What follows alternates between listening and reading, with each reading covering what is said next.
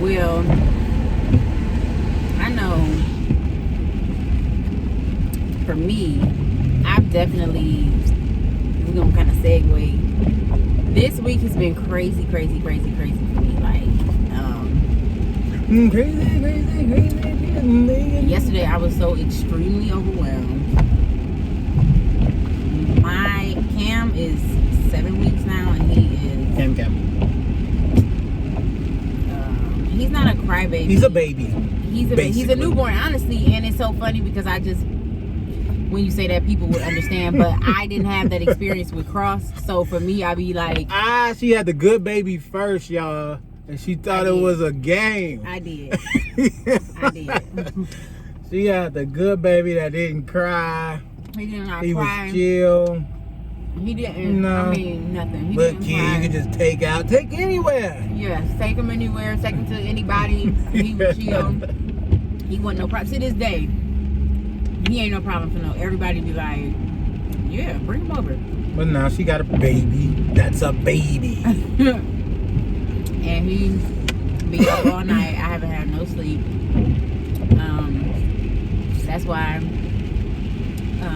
I didn't post my normal video that I wanted to, because I just haven't had any ounce of strength. Thank you, Karen.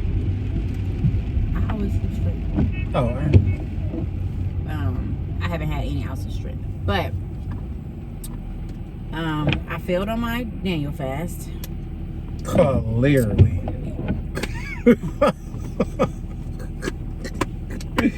That niggas ever get Daniel. The reason being, though, You ain't had a willpower. Just leave it No. at that and keep it moving, girl. it was a struggle. But I initially didn't even set out to, like, do the no meat, no sweet thing. My plan was just going to be, So you wasn't committed from the jump. Shut up. It was a perfect way for me to segue into my lifestyle change. So I said, oh, the Daniel fast is coming. So the start of the Daniel fast will be the start of my lifestyle change. Mm-hmm. My lifestyle change will not exclude meat. I'll still eat chicken and fish in moderation. You just want to eat better. I just want to eat better. Yeah. And I got to get this baby weight off, because I am too... That baby fat? Yes, I am too hard on myself to not do that. I will look at myself and flame myself every day if I don't get this off. So it's just got to get done. But anyway, speaking of the Daniel fast, when the last time you fasted? Do you fast? Have you ever fasted? Yeah, I fasted before. It's been a while. With like a church, years. or have you ever No, fasted by I fasted yourself? on my own. So what's Yeah, I your... ain't fasted with a church in, who knows? Since I ain't been to church in, who knows? You ain't been to church. Probably and like you don't 3 years. Are you going back to church? You I said don't just know. recently you I don't know think if so. you're going back to church. Why? It comes off like a big business now, like, It is big business. and when you add big business and money to anything, you get manipulators, you don't get help. Everything is about the bottom line. Like, is this good for business? With me opening the church to let the kids come have somewhere to practice their music or something for free, is that a good business decision? Everything becomes a business decision when you add a lot of money to things. When you have to maintain it. Maintaining and turning it into a business are two different things. No. Okay, let's hear this. It's just like any other business. If you got a storefront, you have to keep the lights on, you have to keep the gas, you got to keep the air, you got to keep the people comfortable. But when your mentality the whole time is to grow, it's no longer about keeping the gas and the lights on. It's that about... is not true. Just because you want to grow does not mean that... I said when that is the focus. No, you said when that's your mentality. And that's your focus. When your mentality, your focus is to, we just need to grow and grow and grow and grow and grow. It becomes about money. It's not about helping the people. It's not about that after a while. And I understand. I understand your. I haven't seen a your genuine sentiment. church in a minute. That's what I'm trying to say. I was about to say that's your sentiment. Your verbiage is not exact to me, but I get I know what you're talking about, and I can say that I can see why you and probably half the world, majority of the world, feels that way and all of that stuff. I don't know. I haven't had that kind of experience with the church, like personally. It's just what like I not be. Getting help or anything. We're just okay. I feel it. I haven't had that experience. Even if I had a personal something. Well, check it. So here's your experience as well, because you can't. I already know what you're about to say. You literally, when you left, mommy church, you went to. Don't say the name. The church you went to, but you were singing and stuff, right? Mm-hmm. Okay, so you were able to be an asset to them, right? Yeah. When you left there and went to another church, your husband was playing the drums. Mm-hmm. So you were indirectly an asset too. When you left that church and went to the church you're at now, your husband is playing, so you're an asset. So they come to you and you're not just a number. Because there are things that you can do, well, maybe per se not you, and even with you, you still sing. Now I understand that. So you feel like if you're not an asset, then you're just a number. If you're not in that circle, everywhere that I've been, that's been my experience. If you're not in that circle of being an asset to them, you fall by the wayside. You were an asset at mommy's church. I was an asset at the other church that I went to as well. Mm-hmm. But what I'm looking for, it wasn't just for me. I was looking at the scope for everybody. Mm-hmm. So just because I was getting special treatment and stuff, it was like, dang, but I see how they treat the other people. So do you feel like people feel like that in general? I don't know. I can't speak for other people. So you speaking for them though, because you saying that you're generalizing, saying that I know this is a problem, but that hasn't even been your experience. That has been my experience. You just said you was an asset. But okay, so if I can see the character of somebody and they're cool with me because of what I'm doing or what I bring to the table, but the other regular dagglers, it's just like, come pay your tithes and help us keep this show on the road. What do you feel like the church isn't doing or should be doing? I feel like they lack information. And it's not about meeting somebody's need, buying them groceries 1 or 2 times, but giving them the information to be able to get it themselves. I feel like churches, just like a lot of places, are places that So you produce instability that make you lean on them. Yeah. They don't want you to get yourself together per se to be able to be like, oh, I'm good, I can dip out. Because even in the Bible, it tells you all of these offices, the fivefold ministry was created to perfect the saints and put them out. Not to hoard them and try to get bigger churches to get 30, 40, 50,000 members. But I feel like they produce these things that keep people, they meet a need, so people need to keep coming. It's like a drug addict. And like I said, information. It's not about. So what do you feel when you feel that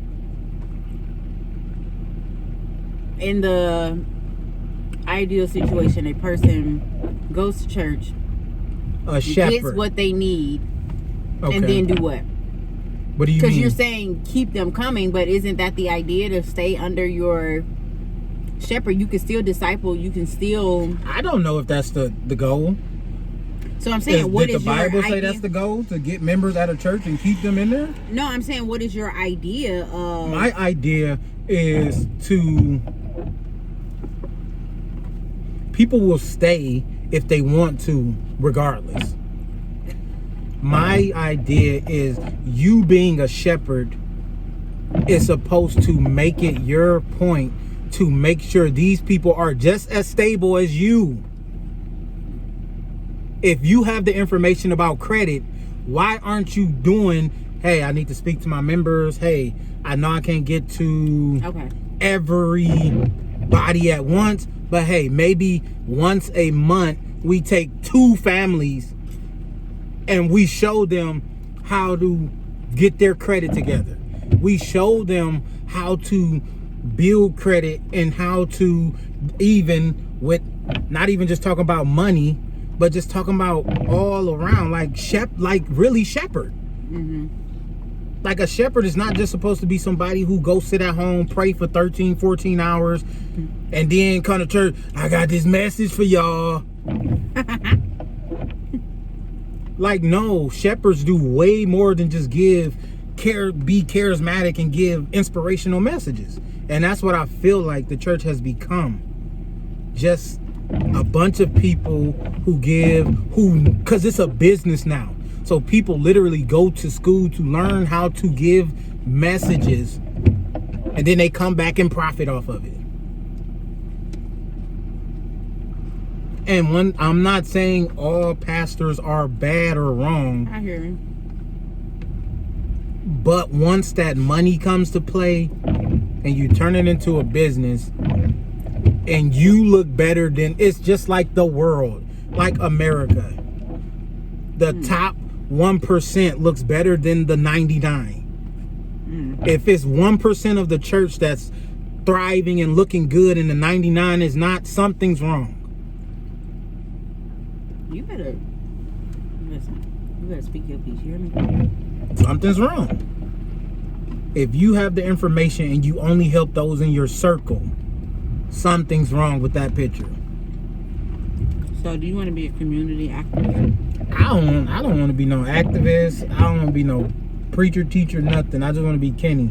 But when I go places, I do speak my mind. And that's been something that has got me in trouble in a couple of churches. Yeah, that's damn sure. Well, I hear all that. And it is unfortunate that I think that's the rap that the church is taking. I mean, I feel like there are some that do good, and I honestly will say my church does all of that. The life groups, I feel, is an extension of just allowing people to disciple. We have life groups for everything: finances, marriage, children. The whole idea is that we do life together, and it can't. That's the whole point of church to me. Yeah. To do life together, not me come here on Sunday and then the rest of the 6 days I don't hear from y'all. Y'all don't know nothing about my life. I don't know nothing about y'all life. How do I grow with that? Like, it's just, yeah. Why you ain't never joined my church then? Girl, you already know. Joking. I'm joking. I'm just in a space where I want to figure things out for me, and I don't want to be influenced by people giving messages and saying God told me. I want to be able to hear from God myself without the extracurricular stuff going on. Now that is something we talked about last time you came over. Like, do you feel like you have your own relationship with God? 'Cause Yes. I feel like some people are influenced and allow the church to confuse them and thinking that there is no God, and thinking other things. So you do feel like you have a relationship. I feel like the church sometimes has this manipulating answer to people's problems when they tell you ain't no such thing as a perfect church. You're gonna find problems everywhere. To me, that sounds like manipulation because you don't want to fix the issues that people are bringing up. Well, why does it sound that way to you? Because I've heard it so many places with so many troubles and I'm not defending the church, but it is the truth. And that definitely is the truth. But at the same time, it's like any other relationship. You have to grow and compromise. You cannot just keep talking about God gave me this vision, and if you don't like it, you can leave. That's dictatorship. Well, I mean, I just feel like the reality of it is it's just like your home. Like your home is your church. Your home is your first ministry, your priority ministry. But I have to make sure and that everybody in that home. But if God gives you a vision for your home, and you decide, okay, God, I know God gave me this vision, and we're gonna walk this vision out. You need for everyone within that household to be on the same page. You need for everybody to be on that same page. And if those that are not, discard them. No, not discard them. They make their own decision on whether but okay, see, this is something that I can align with this vision, or I can't align with this But vision. see, what you're saying is, if God tells me something, then I'm able to be a dictator and leave no room for nobody else to have original thoughts. No, that means you have to think like I think. You have to move like I move. No. God giving you a vision is supposed to help everybody. Right. Like I've never seen in the Bible, any Bible story where God gave a person a vision that didn't benefit the masses of the people that they were trying to reach. Right, but you don't see that it reaches every single person. I get there are some people who are not receptive. There are some people who are not ready. There are some people who are not just called to this vision at this time, and that's just what it is. It's not about me dictating. It's about, because if I allow if you say, all right, y'all, you take your wife and all your kids, and you say, y'all, God told me that God gave me a vision. We need to go ahead and move to California, and he's gonna begin to open some doors and do this, do that, and blah blah blah blah. And everybody in your house, the kids is saying, I ain't going with this. This doesn't work for us. So is that gonna stop? Are you going to stop what you know? Not what you think, not what you feel, but what you know God told you to do. Are you going to now say, we're not doing this because my kids, Kaden ain't on board, everybody else on board, but Kaden not on board, so we can't go? Like, no, it cannot stop the vision, because everybody's gonna have an opinion. Kaden don't want to go because his friends are here. Ava don't want to go because so-and-so is here. And Kendrick don't want to go because you can't make me go. That's just his personality. It's like, I'm not ready to up and move, so I'm not moving. But you can't take into account, forget the fact that they're children. You can't take into account, or not take into account, but you can't allow every opinion to dictate what you're doing. That's all I'm saying. But I shouldn't silence them either. No, they can't. They shouldn't. They don't have to be silenced. And I don't agree with that part. If what you're saying is people silenced, but two, there's a fine line with all of that. It's a fine line with all of it. And I feel like people who are in leadership, period, and I'm talking about mothers, fathers, pastors, CEOs, people who are in leadership, they have the duty to kind of figure out that fine line, because it is a fine line and it is hard to be able, like, I always think about celebrities who are running a company and you got your day ones around and you want to acknowledge, you want to take into account everybody's opinions and their thoughts. No, man, you should shoot. I'm telling you, you should shoot the video in Cali, man. I'm telling you. But you already feel like man, I had a dream last night, man. I'm shooting this video in New Orleans. Man, ain't nothing gonna be better than Cali. Think about it. Cali, the weather, and you want to take it to account, and you don't want to be like dismissive, and you don't want to be, but you can't do that forever, and you can't do that for everyone. But at the same time, okay, even in that scenario, that decision that person makes affects who? It affects everybody. It don't, because it's that person's video. Now you can take some creative ideas from everybody else and be like, nah, I'm cool, because at the end of the day, this is my video, this is what I'm going to put out, this is going to represent me. When you're a pastor and you're a shepherd of a church, it's just like you're the husband, you give up the eye for the weed, nigga. So you have to account for the majority over yourself. So if you had a vision and it only benefited you and a few people that you kick it with, that couldn't have been for God. I disagree. That's cool. But once again, that's just like a husband marrying and just telling the wife, God gave me this vision. We moving to California. Now I agree. God gave me this vision. I agree with that. You better quit your job. But God gave me this vision.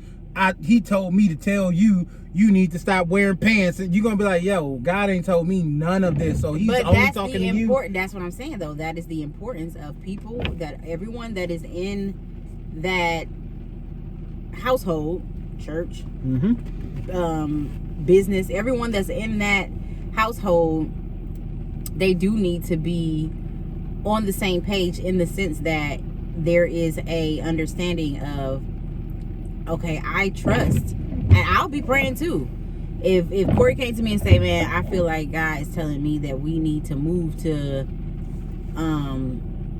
wherever, I'm gonna be like, all right, I'm gonna be praying about it too. I hope God reveals that to me too. But there has to be a level of trust and a level of, and a what's the word I'm looking for? It's like, as your kids, they trust that they trust that you're going to keep them safe. They trust that you know what you're doing, that you know what you're talking about, and they trust that your leadership. You're not just about to be like, all right, y'all, we going to Atlanta on a hope and a dream. We ain't got nowhere to stay with you and your 4 kids. We ain't got nowhere to stay, but when we get there, we'll figure something out. Like, no, they trust that. And even if that is what you said, guess what? They're gonna be right behind you. You know what I'm saying? Because, but I get that, but once again, if all your visions and dreams never trickle down to helping the other people, I agree. Then if they what? don't trickle down to, and that's why when you ask me that question, that's why I say it affects everybody. That is that's how it should be. God gave me this vision, we taking it here, we going there, and then it only benefits you. We moving the church over here, and it only benefits you. We going over there, and it only benefits you. I need an offering for this, and it only, like, at what point do people say, yo, what God are you hearing from, dude? Because it only seems like it stops at your name. Because it don't trickle down. Everybody else ain't looking good and having a good time. Like, people are struggling outside of here. So if I've been here for 5-10 years and I'm still in the same position that I've been in, I shouldn't trust your leadership. Agreed. All right, I gotta go. We gotta go in there. I gotta get Cam.